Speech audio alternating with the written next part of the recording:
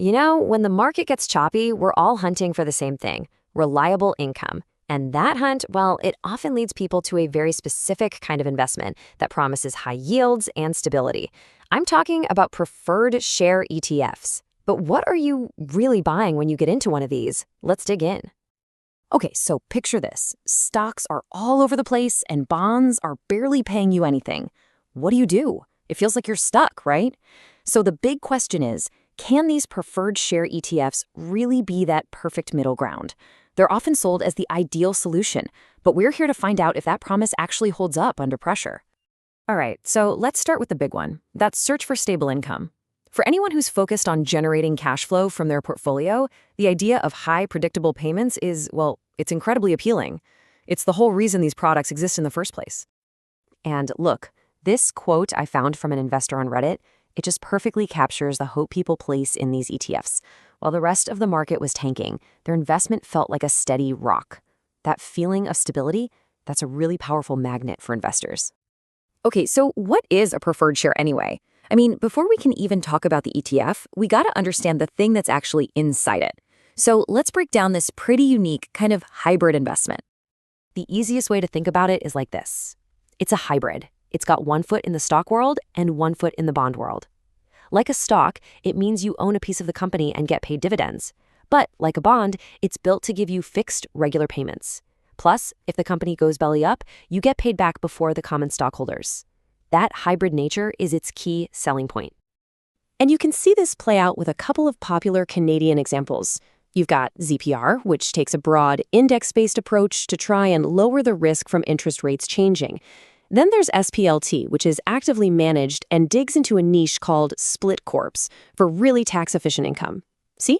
Two different roads, but they're both driving toward the same destination, a nice high yield. All right, next section, let's cover the official pros and cons. You know, the stuff you'd find on the glossy brochure. So, on the pro side, of course, you've got those really attractive high yields. We're often talking 5, 6, even 7%. The dividends you get are usually way more tax-friendly than bond interest, which is great. And like we said, you're higher up in the pecking order than common shareholders. But then you flip it over to the con side. They can get hit hard when interest rates go up, you're not going to see much growth in the share price itself, and the company can decide to buy the shares back from you early. That's the standard pitch. But is that really the whole story? Come on, if that was all there was to it, we'd be done by now. The truth is, that's just the surface. Those pros and cons are totally valid, but they leave out some of the most critical details. The deeper questions that a lot of investors just don't think to ask. And that brings us to the core of this whole thing. We're going to ask 5 questions that most people just overlook. This is where we get past the marketing and into how these ETFs really work. Question number 1. How concentrated are these things really? I mean, you buy an ETF for diversification, right? To spread your money out across lots of different companies and industries. You'd think it covers the whole market. Well, take a look at this. The reality is, most Canadian preferred share ETFs are absolutely packed with one single sector, financials. We're talking over 70% from banks, insurance companies, you name it. So instead of getting that broad diversification you wanted, you're actually making a huge, concentrated bet on the Canadian financial industry. Okay, next big question. Do they actually act like bonds when everything hits the fan? Because of those fixed payments, it's so easy to assume they'll be your safe harbor in a storm. But is that what actually happens? Well, the data from the 2020 crash tells a very different story. In a real crisis, they dropped right alongside stocks. We're talking declines of around 30%. So they didn't act like bonds at all. They pretty much behaved just like stocks, offering very little protection right when you needed it the most. All right, what about the income? That's the main event, right? That's why people buy these things. The term fixed distribution sounds rock solid, like it's guaranteed just like a bond payment. But is it? And the answer is a big, flashing no. It's not guaranteed, not at all. While the company has to pay its preferred dividends before its common stock dividends, if that company gets into deep financial trouble, it can absolutely suspend those payments. And if that happens, the ETF's payout to you gets cut. The income is just not a sure thing. Okay, let's get into a bit of the weeds here. A lot of these preferreds have this feature called rate reset. The idea is that the dividend rate adjusts every 5 years or so to keep up with interest rates.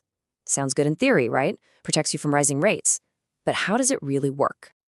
In the real world, it's a bit of a double-edged sword. That 5-year gap is a long time, and you can get some really bad timing.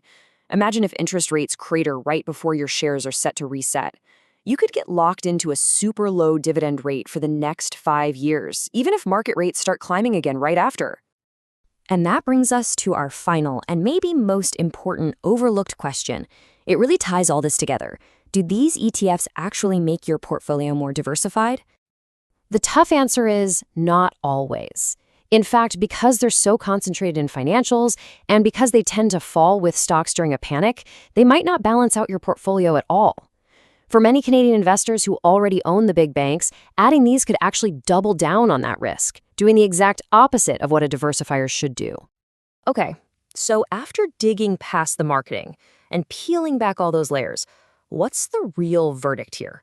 How should you actually think about these things, weighing that shiny yield against all these hidden risks?